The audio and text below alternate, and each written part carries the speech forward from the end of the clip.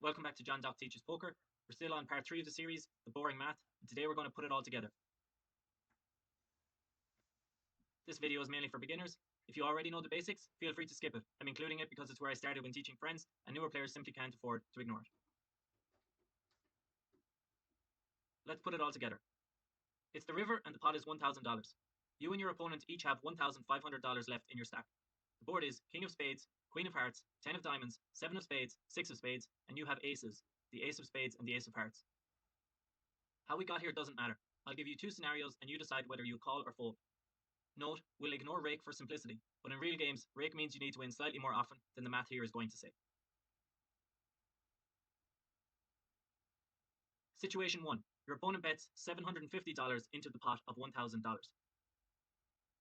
They bet with Ace King, Ace Jack, Ace 10, King Queen, 10-10, all combos, suited and offsuit.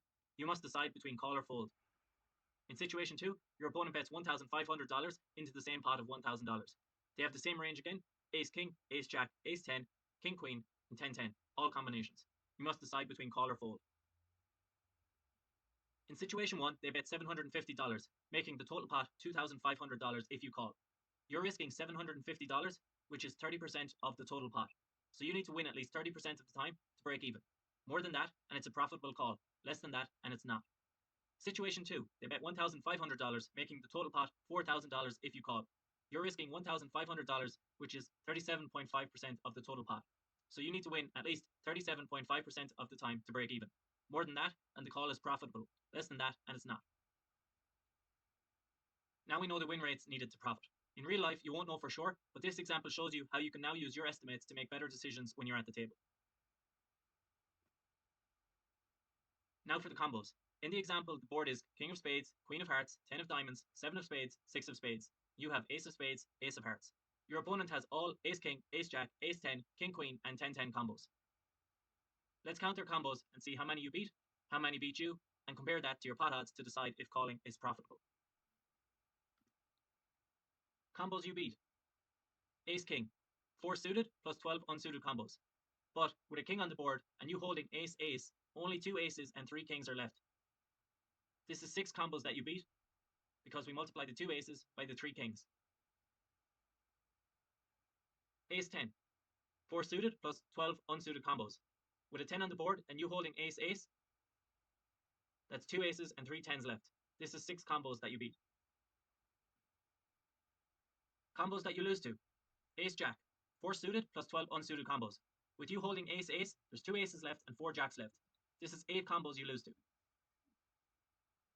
King Queen suited, 4 suited and 12 unsuited combos. With a king and a queen on the board, there's 3 kings and 3 queens left. This is 9 combos that you lose to.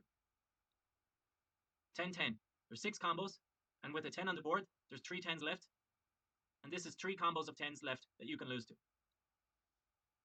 Hands you beat, 6 combinations of Ace King, 6 combinations of Ace 10 equals 12 combinations you beat. Hands you lose to, 8 combinations of Ace Jack, 9 combinations of King Queen, and 3 combinations of 10-10 equals 20 combinations you lose to.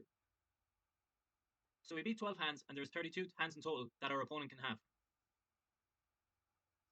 12 divided by 32 is about 37%. We expect to win about 37% of the time. Note, I say it's about 37%. It's not exactly 37%, but it's very close. And in a real life game, if you can get anywhere close to the percentage in such situations, you'll be doing just fine. So do we call? Now let's compare this 37% win rate to the break-even points for the 2 bets to see if calling is profitable. Situation 1. You need to win 30% of the time to break even on a $750 call. Since you win 37% of the time, calling is a profitable decision. Situation 2. You need to win 37.5% of the time to break even on a $1,500 call. Since you only win around 37% of the time, calling is essentially a break-even decision here. Summary. As you can see, one bet is twice the size of the other, yet the difference in calling is under 8%. Rake can also matter. In spots where 5% is taken, a call might become a fold. Tight situations hinge on small factors. So the best thing you can do is recognize basic common spots and get them mostly correct. If you can do that at lower stakes and the rest of your game is decent, you should be able to beat this game. If you made it here, thanks. I'm new to putting myself out there, so hopefully the quality and presentation of these videos continues to improve over time. If you watch to the end or want to see where this goes, consider liking the video. It helps me see that people find it worthwhile.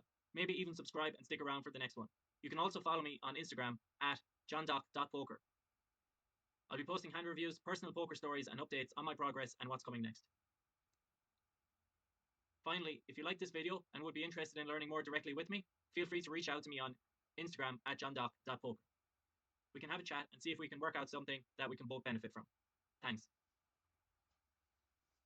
Welcome back to John Doc Teaches Poker. We're still on part 3 of the series, the boring math, and today we're going to put it all together.